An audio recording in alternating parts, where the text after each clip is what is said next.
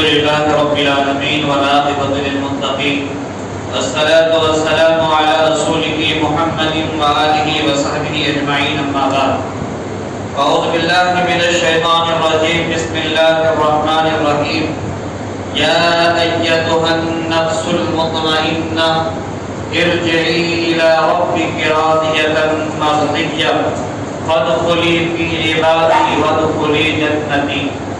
وقال النبي صلى الله عليه وسلم التائب من الذنب كمن لا ذنب له أو كما قال عليه الصلاة والسلام. برادران اسلام، معزز سامعین کرام، عزیز بچوں، اللہ رب العزت کا ہم سب پر بہت احسان اور کرم ہے کہ اللہ تبارک تعالیٰ نے موسموں کے تبدیلیوں کے ساتھ، مختلف خوبیوں کے ساتھ اور پے در پے بدلتے نظاموں کے ساتھ ہم سب کو ایمان پر قائم رکھتا ہے. اللہ رب العزت کا ہم سب پر بڑا احسان ہے کہ اللہ نے جب سے انسانوں کو پیدا کیا ہے آج تک بھوکا نہیں رکھا. سب کے کھلانے پلانے کا نظام اللہ کے ہاتھ میں ہے. وَمَا مِن دَابَّةٍ فِي الْأَرْضِ إِلَّا عَلَى اللَّهِ رِزْقُهَا. جتنے رینگنے والے جانور ہے، پرندہ ہے، انسان ہے، جنات ہے، سب کے رزق کی ذمہ داری اللہ کے قبضے میں. اور اسی رزق کو زمین سے نکالنے کے لیے اللہ تعالیٰ گاہے بگاہے بارش کو برساتے. وَنُنَزِّلُ مِنَ الْقُرْآنِ.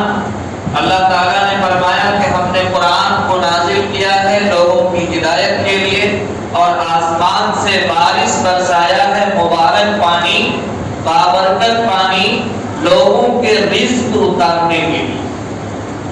تو بارش میں ہمارے لیے رزق ہے اور قرآن میں ہمارے لیے راہ راست ہے. یعنی کس طرح سے ہمیں زندگی گزارنی ہے وہ طریقہ اللہ نے قرآن میں ہمارے لیے دستور بنا کر کے بھیجا. اس دستور پر ہم چلیں گے تو 100% ہمارے لیے کامیابی ہے. تو بہرحال موسم جس طرح کا بھی ہو، ہر حال میں اللہ کا شکریہ ادا کرنا یہ ایک ایمان والے کی ذمہ داری ہے. اللہ کے نبی صلی اللہ علیہ وسلم نے فرمایا، حدیث قدسی ہے، کہ لوگ اللہ کو برا بھلا کہتے ہیں. صحابہ نے پوچھا، یا رسول اللہ، اپنے خالق کو پیدا کرنے والے کو برا بھلا کیسے کہہ سکتا ہے؟ تو اللہ تعالیٰ نے فرمایا کہ لوگ موسم کو برا بھلا کہتا ہے. کبھی دھوپ تیز ہو جائے تو موسم خراب ہے، کبھی مسلسل بارش ہونے لگے تو موسم خراب ہے. حالانکہ موسم کی تبدیلی یہ تو اللہ کی مرضی کے مطابق ہوتا ہے. دن اور رات کا بدلنا، موسم کا سرد اور گرم ہونا، اور بارش اور گرمی کا ہونا، یہ سب اللہ کے حکم سے ہوتا ہے. دنیا کا کوئی بھی نظام اللہ کے حکم کے خلاف نہیں چل سکتا. یہ سب اللہ تعالیٰ کے نظام کے مطابق چل رہا ہے. تو لہذا بارش پر بھی موسم خراب ہے نہیں بولنے کا حکم ہے مسلمانوں کو کہا گیا ہے ہر حال میں اللہ کا شکریہ ادا کرنے کے لیے. اسی لیے اللہ تعالیٰ نے نظام بنانے کے لیے دنیا میں سب سے پہلے آدم علیہ السلام کو بھیجا، اور دنیا میں بھیجنے سے پہلے ان کو جنت میں بھیجا. جنت نے کہا کھاؤ پیو، بس ایک درخت کے قریب نہیں جانا. اس درخت کے پاس گئے، آدم علیہ السلام سے خطا ہوئی، وہاں سے اللہ تعالیٰ نے ان کو دنیا میں بھیج دیا. دنیا میں بھیج دیا تو 2 نسخہ دے کر کے بھیجا. ایک یہ کہ غلطی اگر کسی انسان سے ہو جائے تو اس کے لیے استغفار اور گناہوں کا تریاق، گناہوں سے معافی مانگنے کے لیے جو اللہ نے ہمارے لیے جملہ مقرر کیا ہے وہ آدم علیہ السلام کی زبان سے نکلا ہوا جملہ ہے، اور اللہ کا حکم ہے، اللہ کا پسندیدہ پسندیدہ جملہ ہے، وہ ہے ربنا ظلمنا انفسنا وان لم تغفر لنا وترحمنا لنكونن من الخاسرین۔ ربنا ظلمنا انفسنا وان لم تغفر لنا وترحمنا لنكونن من الخاسرین۔ بڑا سے بڑا ظلم ہو جائے، بڑا سے بڑا گناہ ہو جائے، جب بندہ یہ جملہ یہ آیت پڑھتا ہے تو اللہ تبارک تعالیٰ جس طرح سے آدم علیہ السلام کے گناہ کو معاف کیا، خطا کو معاف کیا، ایسے ہی بندہ کی لغزش کو بھی اللہ تعالیٰ معاف کر دیتے۔ تو ایک جملہ ہے ربنا ظلمنا انفسنا، اور دوسری چیز ہے استغفر اللہ۔ حضرت عمر رضی اللہ تعالیٰ عنہ فرماتے ہیں کہ رسول اکرم صلی اللہ علیہ وسلم نے فرمایا کہ میرے دل پر بھی بادل کے جیسے سائبان چھا جاتا ہے تو میں اس سے بچنے کے لیے 100 مرتبہ استغفار پڑھتا ہوں۔ اور کہہ رہے ہیں وقت کے پیغمبر جس پر قرآن کا نزول ہو رہا ہے، قرآن جس کے سینے میں معجزن ہو رہا ہے، قرآن کے انوار برکات جس کے اوپر نازل ہو رہا ہے، وہ نبی کہہ رہے ہیں میرے دل پر بھی بادل کے جیسا سایہ چھا جاتا ہے، میں اس سے بچنے کے لیے 100 مرتبہ استغفار کرتا ہوں۔ تو 100 مرتبہ استغفار کرنا یہ کثرت کو بتانا نہیں بلکہ زیادتی کو بیان بتانا ہے، تعداد بتانا نہیں بلکہ زیادتی کو بیان بتانا۔ لیغفر لک اللہ ما تقدم من ذنبہ، کہ اللہ تعالیٰ نے حضور اکرم صلی اللہ علیہ وسلم کے اگلے پچھلے سارے گناہ کو معاف کر دیا، کوئی گناہ باقی تھا ہی نہیں۔ لیکن دل کے اندر احساس کا پیدا ہونا، گناہ کا مادہ پیدا ہونا اور گناہ کی طرف دل کا مائل ہونا، یہ کسی بھی انسان کے اندر ہو سکتا ہے۔ حضرت یوسف علیہ السلام جب زلیخا نے 7 دروازے کے اندر بند کر دیا، فرمایا وَلَقَدْ هَمَّتْ بِهِ وَهَمَّ بِهَا، کہ زلیخا نے پوری طور پر یوسف علیہ السلام کو اپنے طرف دعوت دیا، بلایا۔ وَهَمَّ بِهَا، یوسف علیہ السلام کے اندر بھی داعیہ پیدا ہو جاتا اگر اللہ کی نشانی نہ دیکھ لیتے، اللہ کی دلدلائی نہیں دیکھ لیتے۔ تو یوسف علیہ السلام وقت کے پیغمبر ہے، ان کے دل کے اندر بھی داعیہ پیدا ہو جاتا اگر اللہ کی گواہی اور نشانی نہیں دیکھتے، دلیل نہیں دیکھتے۔ تو اس سے یہ سمجھ میں آیا کہ دل کے اندر گناہ کا داعیہ پیدا ہو جانا یہ ہر انسان کے لیے، یہ کسی بھی انسان کے اندر یہ داعیہ پیدا ہو سکتا ہے، لیکن 24 گھنٹہ نفس کی نگرانی کرنا یہ انبیاء کرام کی صفت ہے۔ 24 گھنٹہ نفس کی نگرانی کرنا یہ انبیاء علیہ السلام کی صفت ہے، اور نفس کی نگرانی یہ سب سے بڑی دولت ہے، کیونکہ اللہ تبارک تعالیٰ نے ہر انسان کے اندر 2 چیز کو پیدا کیا ہے، فَأَلْهَمَهَا فُجُورَهَا وَتَقْوَاهَا، تقویٰ کی صفت بھی اس کے اندر ڈالا ہے اور فسق و فجور کی صلاحیت بھی اس کے اندر ڈالا ہے۔ ایک انسان کے اندر اگر صرف اچھائی کی صفت ہوتی، برائی کی صفت نہیں ہوتی، اور وہ کہتا کہ ہم کوئی گناہ نہیں کرتے ہیں، ہر گناہ سے بچ کے رہتے ہیں، تو انسان کا اس میں کوئی کمال نہیں۔ جیسے فرشتہ، اس کے اندر گناہ کی صفت ہے ہی نہیں، اب وہ کہے کہ ہم کبھی غلط نظر نہیں ڈالتے، ہم سے کوئی گناہ نہیں ہوتا ہے، ہمارے دل میں گناہ کا مادہ پیدا ہی نہیں ہوتا ہے، تو فرشتہ کے لیے کوئی اس میں کارکردگی نہیں ہے، کمال نہیں ہے۔ کمال تب ہے جب کہ انسان ہو فَأَلْهَمَهَا فُجُورَهَا وَتَقْوَاهَا، اس کے سینے کے اندر گناہ کرنے کا بھی مادہ ہے اور گناہ سے بچنے کا بھی مادہ ہے۔ اب یہاں پر اپنے دل کے زاویے کو گناہوں سے بچا کر کے تقویٰ کی طرف لے کر کے جاتا ہے اور اپنے آپ کی حفاظت کر لیتا ہے، تب جا کر اللہ تعالیٰ نے اس کے لیے اس کے بدلے میں جنت رکھا ہے۔ گناہ سے بچنے کی وجہ سے اللہ نے جنت تیار کیا ہے ایمان والوں کے لیے۔ اب ہر شعبہ میں، ہر موڑ پر، ہر مقام پر ایک مسلمان کی یہ ذمہ داری ہے کہ گناہ کے راستہ کو چھوڑ دے اور تقویٰ کے راستہ کو اختیار کرے۔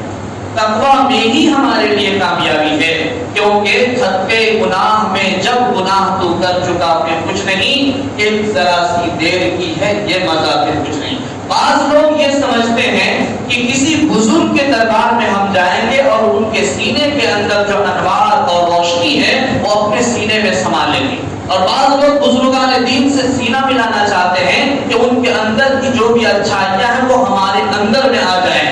یہ سب خیالات ہے، واہیات ہے، رذائل ہے، خرافات ہے، اس کے علاوہ کچھ بھی نہیں. کیونکہ سب کچھ انسان کے اندر کسبی طور پر اللہ تعالیٰ نے دیا ہے، اور یہ کسب تب ہوگا جب اس کے لیے ہم محنت کریں گے، جب اس کے لیے ہم عمل کریں گے، جب اس کے لیے ہم نماز پڑھیں گے، جب اس کے لیے ہم قرآن کی تلاوت کریں گے، جب اس کے لیے ہم اللہ کا ذکر کریں گے، جب اس کے لیے ہمارا دل مسجد میں اٹکا ہوا رہے گا، جب اس کے لیے بدنگاہی سے اپنے نظر کو بچائیں گے، جب اس کے لیے اپنے دل میں اچھی صفت کو پیدا کریں گے اور اپنے خیالات کو پاک کریں گے، تب ہمارا دل منزہ ہو سکتا ہے، پاک پوتر ہو سکتا ہے. ہاں، بزرگان دین کی صحبت میں بیٹھنے کا اثر ضرور ہوتا ہے. بزرگان دین کی صحبت میں بیٹھنے، ان کے مجلس میں بیٹھنے، ان کے کلام کو سننے، قرآن کو سننے، احادیث کو سننے، ان کے اذکار کو سننے کے بعد زندگی بدلتی، ان کا اثر ضرور ہوتا ہے. اس سے یہ کوئی انکار نہیں کر سکتا ہے کہ بزرگان دین کی مجلس میں صحبت میں بیٹھنے سے فائدہ نہیں ہوتا ہے، اس کا کوئی انکار نہیں کر سکتا. زندگی بدلتی ہے، اور ہزاروں زندگیاں بدلتے ہوئے دیکھا گیا ہے، ہزاروں زندگیاں بدلتے ہوئے دیکھا گیا ہے. بزرگان دین کے مجلس میں بیٹھنے سے جو گناہ کا مادہ ہے دل کے اندر وہ کمزور ہوتا ہے، وہ کمزور ہوتا ہے. جیسے ایک لکڑہارا ہے، وہ روزانہ جنگل سے لکڑی توڑ کر کے لاتا تھا اور بازار میں جا کر کے بیچتا تھا. ایک دن لکڑی کاٹ کر کے لایا اور گرا پانے ہوا تھا، اس میں گھر میں لا کر کے رکھا، دیکھا اس میں سانپ ہے، لیکن سانپ کے اندر حرکت نہیں، سانپ کے اندر حرکت نہیں. لکڑہارا نے سوچا کہ سانپ تو مرا ہوا ہے، چلو بنا ہوا کوئی حرج نہیں، اس کو رہنے دو. اس کو چھوڑ دیا گیا.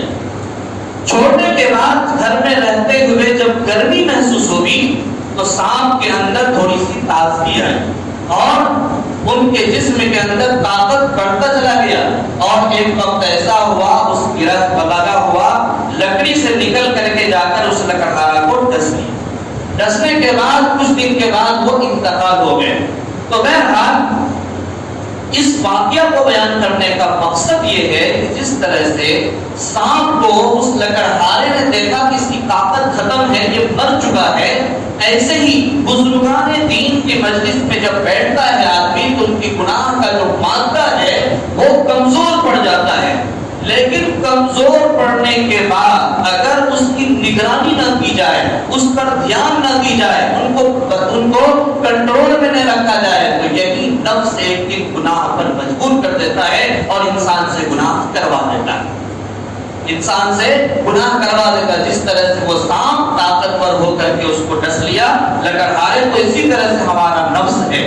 نفس کمزور ہونے کے باوجود اگر اس کی نگرانی نہ کی جائے، اس کو آزاد چھوڑ دیا جائے تو ایک طرف شیطان ہے اور دوسری طرف نفس کی چالاکی، یہ دونوں چیز ہمارا سب سے بڑا دشمن ہے.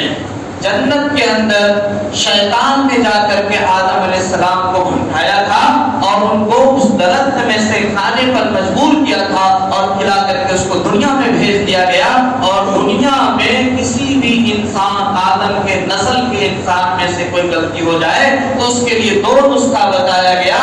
ایک ربنا ظلمنا انفسنا وان لم تغفر لنا وترحمنا لنكونن من الخاسرین. اور دوسرا نسخہ بتایا گیا، آپ صلی اللہ علیہ وسلم فرماتے ہیں میں روزانہ 100 مرتبہ استغفار کرتا ہوں، اور استغفار اتنی بڑی دولت ہے، اتنی اچھی دولت ہے. آپ صلی اللہ علیہ وسلم نے فرمایا التائب من الذنب کمن لا ذنب له. توبہ کرنے والا انسان ایسا ہے جیسا کہ انہوں نے گناہ کیا ہی نہیں. توبہ کرنے والا انسان ایسا ہے جیسا کہ انہوں نے گناہ کیا ہی نہیں ہے. تو لہذا گناہ سے بچ کر کے زندگی گزارنا یہ ایک اچھے کامل انسان کی فطرت ہے، یہ اچھے انسان کا طریقہ ہے. ورنہ گناہ تو چار جانب سے ہمیں گھیر کے رکھا ہے، غلطیاں یہ تو چار جانب سے ہمیں گھیر کے رکھا ہے. اور کب کہاں کون سی غلطی ہم سے ہو جائے، ہم جیسے غافل انسان کو جیسے ہی موقع ملتا ہے گناہ کر لیتے ہیں. لیکن جو اللہ کا بندہ ہوتا ہے وہ اپنے آپ کو اپنی حفاظت میں رکھتا ہے، گناہوں سے بچنے کے لیے اپنے نفس کو ہمیشہ کنٹرول میں رکھتا ہے، اور جو گناہوں سے بچ کر کے زندگی گزارتا ہے وہی اللہ کی نظر میں سب سے اچھا اور پیارا بنتا ہے۔ اس لیے اللہ تعالیٰ نے قرآن کے اندر فرمایا یا ایھا الناس انا خلقناکم من ذکر و انثی وجعلناکم شعوبا وقبائل لتعارفوا، ہم نے انسانوں کو پیدا کیا، قبائل کو پیدا کیا، گاؤں بستی شہر کو پیدا کیا، نسل کو پیدا کیا، ذات برادری کو پیدا کیا، اس لیے نہیں تاکہ ایک دوسرے پر فخر کریں، ایک دوسرے کو کہے کہ ہم فلاں قبیلہ کے رہنے والے ہیں، اس سے ان کی شان بڑھ جائے، اس لیے نہیں کہ ہم فلاں برادری کا ہے اس سے اس کا شان بڑھ جائے۔ اللہ تعالیٰ فرماتے ہیں ان اکرمکم عند اللہ اتقاکم، تم میں سے سب سے زیادہ اللہ کے نزدیک مکرم اور مشرف وہ ہے جو سب سے زیادہ پرہیزگار، چاہے وہ کسی بھی ذات سے تعلق رکھتا ہو، کسی بھی برادری سے تعلق رکھتا ہو، اگر وہ ایماندار ہے، متقی ہے، پرہیزگار ہے تو اللہ کی نظر میں وہ بہت اچھا ہے۔ اور دوسری طرف چاہے وہ دنیاوی اعتبار سے کتنا ہی بڑا عہدہ کا مالک کیوں نہ ہو، پورے سنسار کیوں نہ چلا رہا ہو، اگر وہ تقویٰ کے ساتھ زندگی نہیں جی رہا ہے تو وہ سب سے بڑا اللہ کے نزدیک گنہگار ہے اور سب سے زیادہ اللہ کے باغی ہے اور اللہ کا وہ دشمن ہے۔ جو جتنے بڑے عہدہ پہ ہوتے ہیں ان کو اتنا ہی سنبھل کر رہنا پڑتا ہے، ان کو اتنا ہی سنبھل کر رہنا پڑتا ہے، اور ایمان سے بڑا عہدہ کچھ ہے ہی نہیں، ایمان سے بڑا عہدہ کچھ ہے ہی نہیں۔ جس کو ایمان مل گیا اللہ کی طرف سے بہت بڑی دولت اسے مل گئی، بہت بڑی دولت مل گئی۔ اب اس ایمان کی حفاظت کرنا، اس ایمان کا خیال کرنا، اس ایمان کے تقاضے پر زندگی گزارنا یہ ایک مسلمان کی ذمہ داری ہے، ایک مسلمان کی ذمہ داری۔ آج سویڈن کے اندر کھلے عام مسجد کے سامنے قرآن چلایا گیا، اور دنیا کے اندر چاہے وہ کوئی بھی قبیلہ ہو، کسی بھی دھرم کے رہنے والا انسان ہو، اپنے ریتی روایت اور تہذیب کی، اپنی ثقافت کی وہ خود حفاظت کرتا ہے، اور وہ قوم اگر حفاظت نہیں کرتی ہے تو اس کے طریقے کو مٹا دیا جاتا ہے۔ ایک راستہ ہے، چلتا پھرتا راستہ، سارے لوگ اس پر چل رہے ہیں تو وہ راستہ کھلا ہوا رہتا ہے، اور اس پر چلنا اگر بند کر دے تو وہ راستہ بنجر ہو جاتا ہے، اس راستے پر کانٹے اور نہ جانے کیسے کیسے مضر نقصان دینے والی چیزیں آ جاتی تو راستہ ختم ہو جاتا ہے۔ سب سے بہترین راستہ اللہ نے انسانوں کے لیے اسلام کا مذہب دیا ہے، اور یہ سب سے بہترین راستہ ہے۔ اس پر اگر ہم اور آپ نہیں چلیں گے تو یہی بغاوت ہوتا رہے، کبھی مسجد کھائی جائے گی، کبھی قرآن جلایا جائے گا۔ یہ تو ایک پلاننگ ہے، یہ ایک پلاننگ ہے، لیکن اس پلاننگ سے گھبرانے کی ضرورت نہیں ہے، کیونکہ 2-4 ہزار قرآن کوئی جلا دے تو مسلمان کے ایمان اور دل پر ٹھیس ضرور پہنچے گا، لیکن اللہ کا وعدہ ہے فَأْتُوا بِسُورَةٍ مِّن مِّثْلِهِ، اس قرآن جیسی ایک سورت کوئی مائع کا لال پیش نہیں کر سکتا، لا نہیں سکتا ہے، اور اس قرآن کی حفاظت قیامت تک میری ذمہ داری ہے۔ اللہ قرآن کی حفاظت کرے، ہر حال میں کرے گا۔ قرآن کے چند نسخے جلا لینے سے اللہ کے دشمن، اللہ کے باغی یہ مسلمانوں کے دل پر ٹھیس تو پہنچا سکتا ہے، لیکن اللہ کے بھیجے ہوئے نظام کو توڑ نہیں سکتا، اللہ کے بھیجے ہوئے نظام کو چھین نہیں سکتا۔ اور جس قرآن کو جلانے کی بات ہو رہی ہے وہ ایک دو نہیں بلکہ اربوں مسلمان کے سینے میں وہ قرآن معجزہ ہے۔ اس لیے کہا جاتا ہے آپ قرآن کو پڑھیے، آپ قرآن کو سینے سے لگائیے، آپ اپنے در و دیوار پر قرآن کی آیتوں کو لکھیے تاکہ دیکھ کر پتہ چلے کہ اس پر قرآن لکھا ہوا ہے، تاکہ پتہ چلے کہ یہ مسلمان کا گھر، تاکہ پتہ چلے کہ قرآن کا ماننے والا یہاں زندہ ہے، اور قرآن ہر جگہ نظر آنا چاہیے۔ آج آپ بیت اللہ شریف چلے جائیں، جس دیوار پر آپ کی نظر پڑے گی وہاں قرآن کی قرآن کی آیت نظر آئے گی، جس چیز کو جتنا زیادہ فروغ کیا جاتا ہے، جس چیز کو جتنی زیادہ پڑھی جاتی ہے، جس چیز کو جتنا زیادہ استعمال کیا جاتا ہے، وہ اتنا ہی زیادہ مضبوط ہو جاتا ہے، تیز ہوتا ہے۔ اس لیے ہر مسلمان قرآن شریف کو پڑھے۔ قرآن نہ مٹا ہے نہ مٹے گا، قرآن نہ ختم ہوا ہے اور نہ ختم ہوگا، کیونکہ قرآن کی ایک ایک نقطہ اور ایک ایک زبر اور ایک ایک زیر، ایک ایک حرف کی حفاظت کی ذمہ داری خود اللہ تعالیٰ نے لی ہے، اور اس کا ذریعہ ہم اور آپ ہیں۔ ہم اور آپ قرآن پڑھنا چھوڑ دیں گے تو اللہ تعالیٰ ہم سے دین چھین لے گا۔ روزانہ صبح و شام قرآن کی تلاوت کریں، روزانہ ٹائم نکالے قرآن پڑھنے کے لیے۔ قرآن ہمارے پاس موجود ہے تو دنیا کی ساری دولت ہمارے پاس موجود، اور قرآن نہیں ہے تو ہمارے پاس کچھ بھی نہیں ہے، کیونکہ وہ دل زندہ ہے جس میں قرآن جمع ہو، اور وہ دل مردہ ہے جس کے اندر قرآن کی کوئی آیت موجود ہو۔ وہ دل ویران ہے جس میں قرآن نہیں۔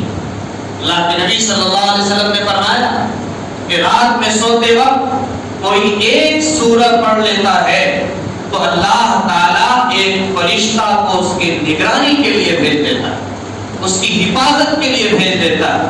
قرآن کی آیتوں کو پڑھنے کا عادی بنیے، قرآن کی آیتوں کو پڑھیے، رات میں سوتے وقت ہو یا صبح نیند سے بیدار ہوتے وقت ہو، قرآن کی تلاوت ضرور کی۔ ہم قرآن پر چلیں گے تو کسی کی غلط نظر ہم پر نہیں پڑے۔ دوسری بات یہ، یکساں سول کوڈ کے بارے میں آپ سنتے آ رہے ہیں، 1 مہینہ کا ٹائم لا کمیشن نے دیا تھا، اس کا مسودہ تیار ہو رہا ہے اور پارلیمنٹ سے اس کو پاس کرنے کی پلاننگ چل رہی ہے۔ 14 جون سے 14 جولائی تک کا ٹائم دیا گیا تھا کہ اپنا احتجاج لا کمیشن کے پاس درج کریں۔ بہار سے اللہ کا شکر ہے کہ بہار دوسرے نمبر پہ، پہلا نمبر مہاراشٹر ہے اور دوسرا نمبر بہار ہے، لیکن پھر بھی بہار بہت پیچھے ہے یہاں کے تعداد کے اعتبار سے۔ اس لیے جہاں تک میری آواز پہنچ رہی ہے، آج رات 12 بجے تک احتجاج درج کرنے کا ٹائم ہے۔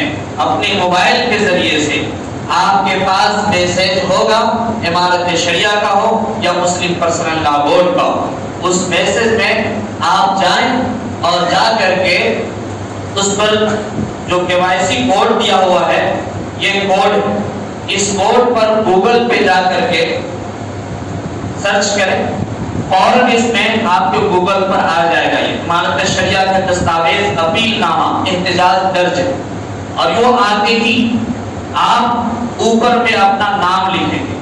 نام لکھنے کے بعد نیچے ای میل، جی میل آپ کے نام سے آئے، اس جی میل پر آپ نشان لگائیں گے، انگلی ماریں گے تو جی میل پر انگلی ٹچ کرتے ہی وہ اپلیکیشن آپ کے پاس آئے گا، اور اوپر پہ سینڈ کا بلو کلر کا نشان لگا رہتا ہے سینڈ کرنے، اس کو آپ اپنا نام لکھ کر اور اپنا پتہ لکھ کر کے سینڈ کر دیں، وہ احتجاج آپ کا لا کمیشن کے پاس چلا جائے۔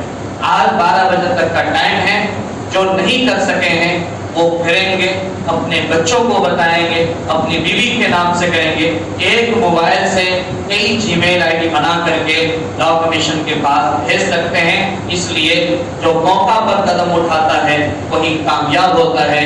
لیکن یاد رہے کہ ہمارے ہندوستان کے مختلف طبقے، مختلف قبائل والے یہ یکساں سول کوڈ کے خلاف کھڑا ہو گیا ہے اور وہ احتجاج بھی کر رہے ہیں، قبائل روڈ پر، سڑکوں پر ہے کہ ہم یکساں سول کوڈ کو کبھی بھی نافذ نہیں ہونے دیں، کیونکہ ہر مذہب کے ماننے والے کے الگ تہذیب، الگ رسم، الگ طریقہ، الگ مذہبی دستور ہے، وہ اپنے دستور کو ضرور مانے گا، اور ہم بھی مسلم پرسنل لا کو مانتے ہیں اور ملک کے دستور کو بھی مانتے ہیں، تو لہذا دونوں کے ماننے میں کہیں ہم سے کمی نہیں ہوئی ہے۔